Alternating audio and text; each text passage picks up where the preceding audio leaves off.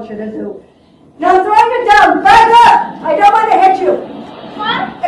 I don't want to hit you! Back up! By the tree! The tree! No! Yes! Got it! Good! 3F! What? Apartment 3F! F as in fucking can't believe this. What? F! As in Frank! Is it me or is she deaf?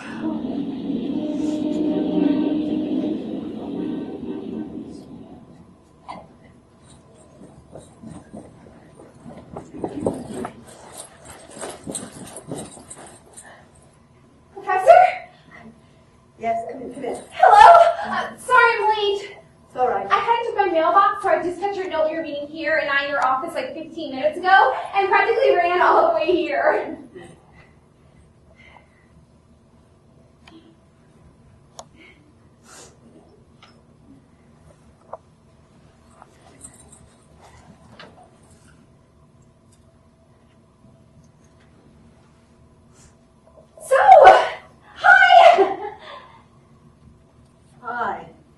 It's nice to finally be here.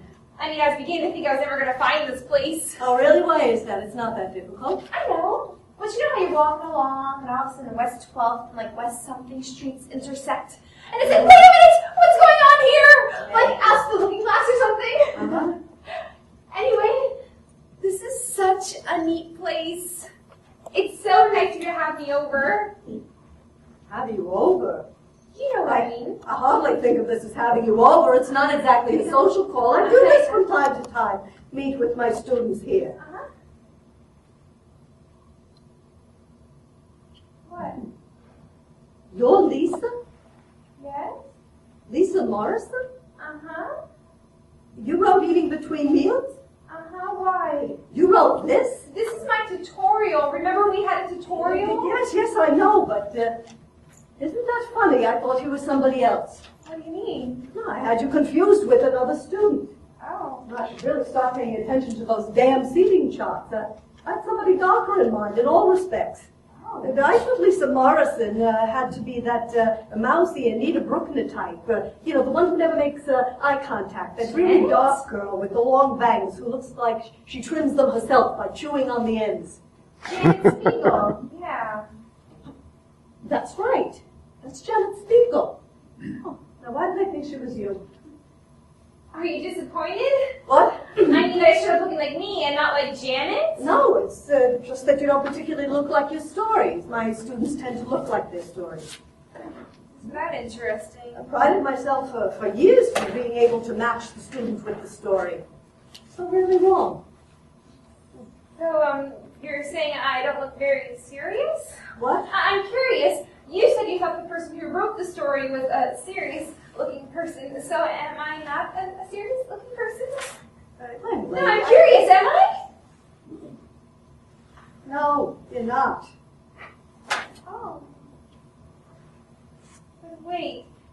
If you thought the story I wrote was written by a serious person, does that mean you thought it was a serious story? Perhaps. Can I offer you anything? Yeah, sure. Thanks. Tea or, Actually, I would love a cup of coffee. Actually, I don't have coffee. No, I don't drink coffee. I drink tea. Oh, okay. I'll have tea. English breakfast? Do you have any herbal? No, I have English breakfast. English breakfast will be fine. Good. English breakfast it is then. Thank you!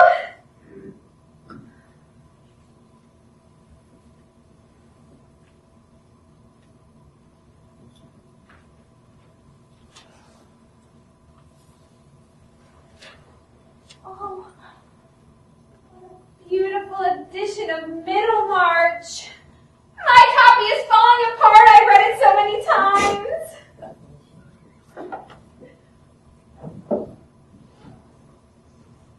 Wow. In dreams begin response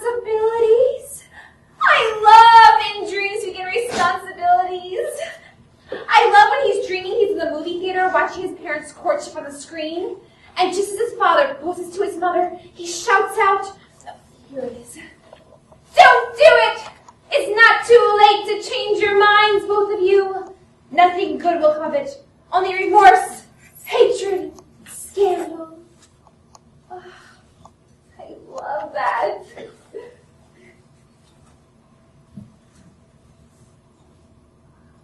Oh my God! Is this letter really from Delmore Schwartz? Stop, please! Oh, sorry! No, that's all right. Just put it back. Sorry!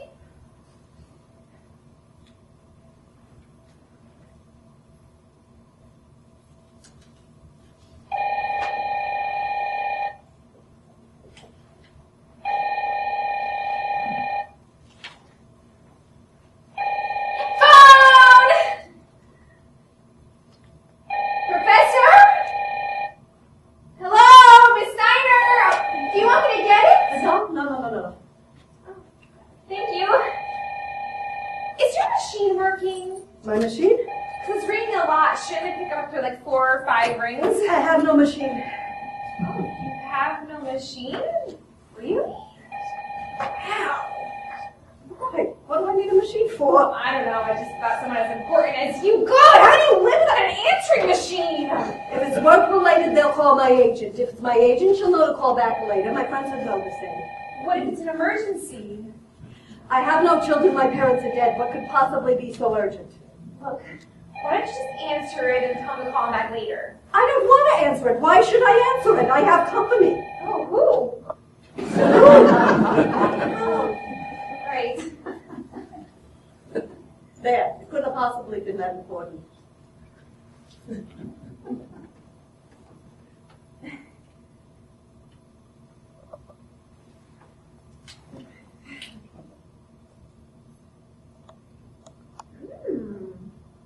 This is good. What is this? Mongelbrook. Mondel. Jewish biscotti.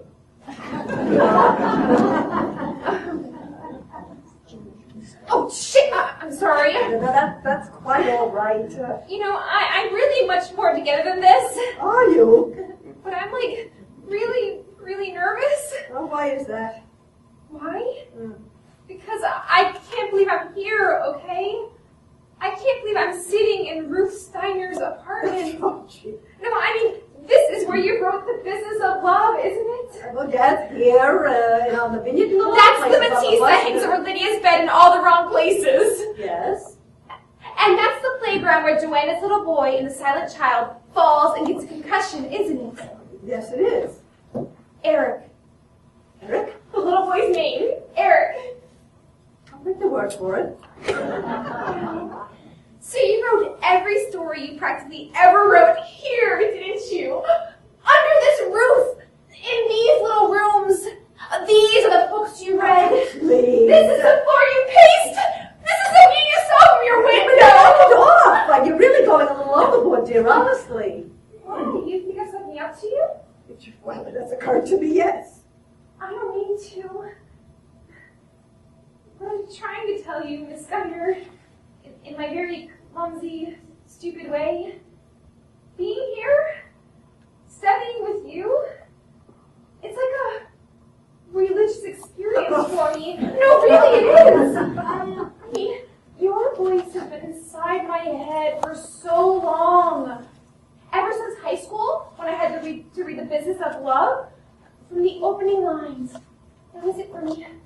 You had me. I was hooked. I knew what I wanted to do. I knew what I wanted to be. Oh, dear, I did all that. Yes. I read all of your stories. All of them, like 5 or 6 times. I devoured them. I even went to the library to look at your uncollected stories. Oh, why, that is devotion. I sat there one day and read whatever I could find. Well, there's a very good reason why they remain uncollected. Oh, no.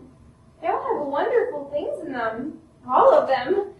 So, if I seem like a sycophant or an idiot or something, it's only because I'm trying to tell you what a privilege it is to be breathing the same airspace as you. That's all. I write much better than I talk, so I should probably just shut up.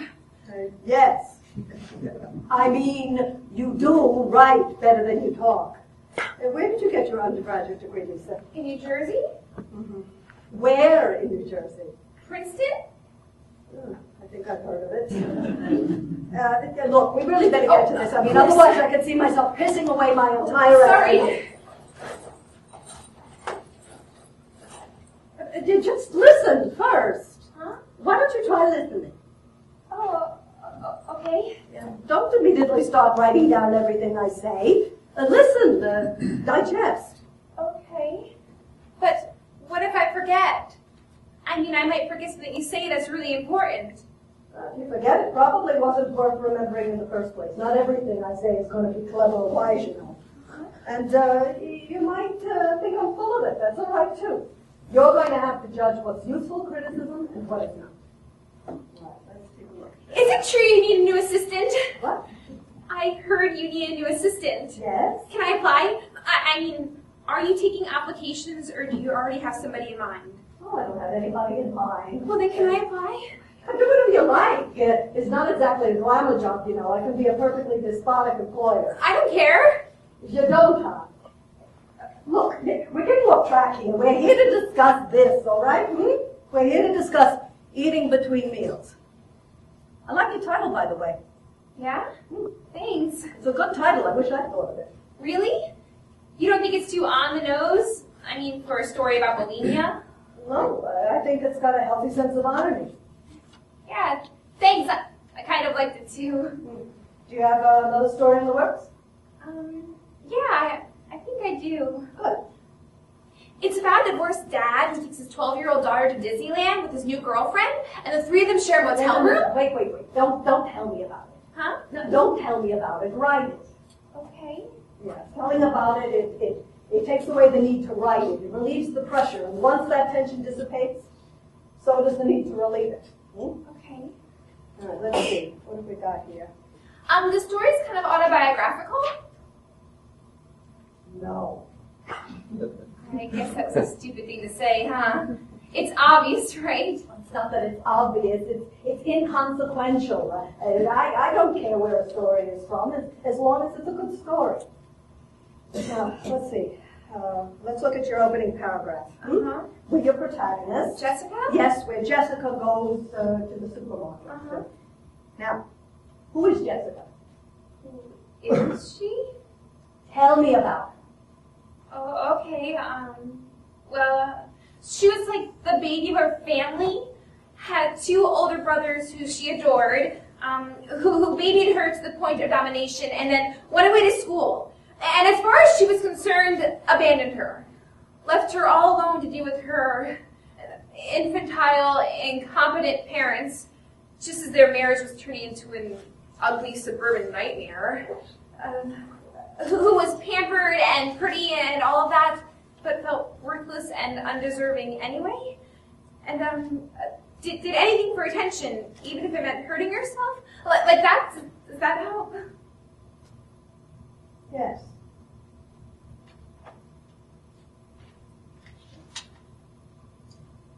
The automatic door sprang open. I entered into Wait a work. second, you're going to read it? Yes. Out loud? Yes, why not? Oh, I don't know, I just didn't think you were going to read it out loud. Lisa, you're going to have to get used to hearing your own words. We're going to start reading aloud in class next week. You mean we're going to be reading our own stuff? Yes. Oh God, you're kidding. If you can better hear your own words, how can you expect anybody else to? Oh, I'm a terrible reader. I have a terrible voice. It's not about performance. It's about responsibility, claiming ownership. That's very, very important. Are you going to survive this tutorial? Are you going to require oxygen? No. I'm okay. I took a red plastic basket from the Help Yourself stack and made my way through the crush of harried women pushing shopping carts loaded with unruly toddlers past precarious towers of brightly packaged clothes. What? That sentence! Maybe it's all of those bloody adjectives. Look at that. You've got a shitload of them. They're harried, unruly, precarious. Lose some of them. You don't need all of that. Less is more. everywhere. Thank God. What? A blessed 3-word sentence. The endless walls of cereal boxes in primary colors made me think of Christmas. Good, clear, specific, evocative. In the condiment aisle, I encountered an overweight little girl, her mouth and pink jogging suit smudged with chocolate, spinning herself around like a sugar-crazed dervish, her mad dance ending only when she dizzily collided with a wall of gherkins. 3 glass jars toppled in rapid succession, exploding onto the linoleum like fabulous green water balloons. The girl looked up, saw me, and grinned delightedly before taking off down the aisle, leaving her mortified mother and the briny mess behind her. I love that girl. Where did that little girl come from? Oh, her? That's me. It's a true story. Only it wasn't pickles, it was ketchup. I thought ketchup might be too, you know. Do you know what you did here? No, you really don't, do you?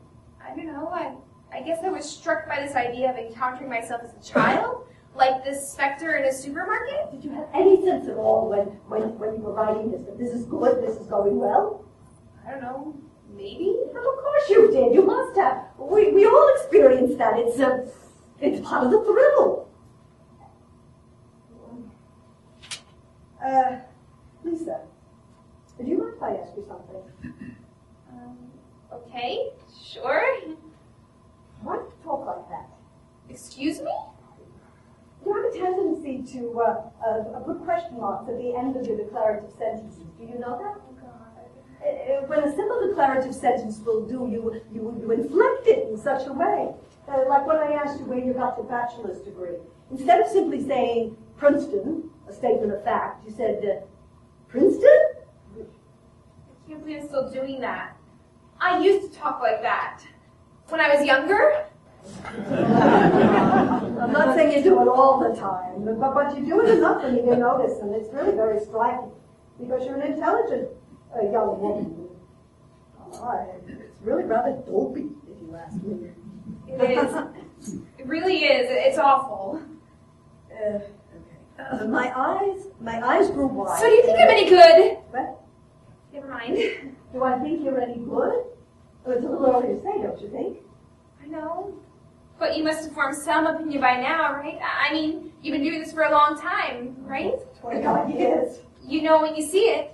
Yeah, but this is your first tutorial. I know. Ask me again 6 months from now. My parents, of course, think this is the most ridiculous thing I've ever done. And I've done plenty of things in the realm of the ridiculous. I'd hate to give them that satisfaction. Please, I just need to know if you think I'm wasting my time.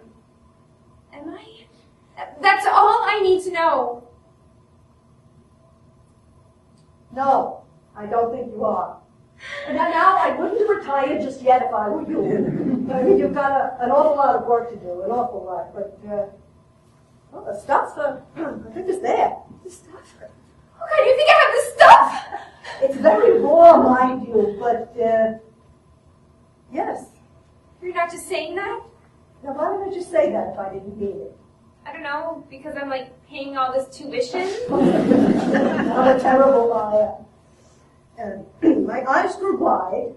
So is there an actual application form I need to fill out, or can I just like put my name on a list? Again with the job. Young lady, I don't know what you think this job is. I wouldn't want this job. Why not? They're nudging me about this and that, and doctors are I nudge! And conferences. I can assure you, you have better things to do with your time than babysit an old fart like me. I don't care. Well, if you really want to apply, Yes? grab that and follow me.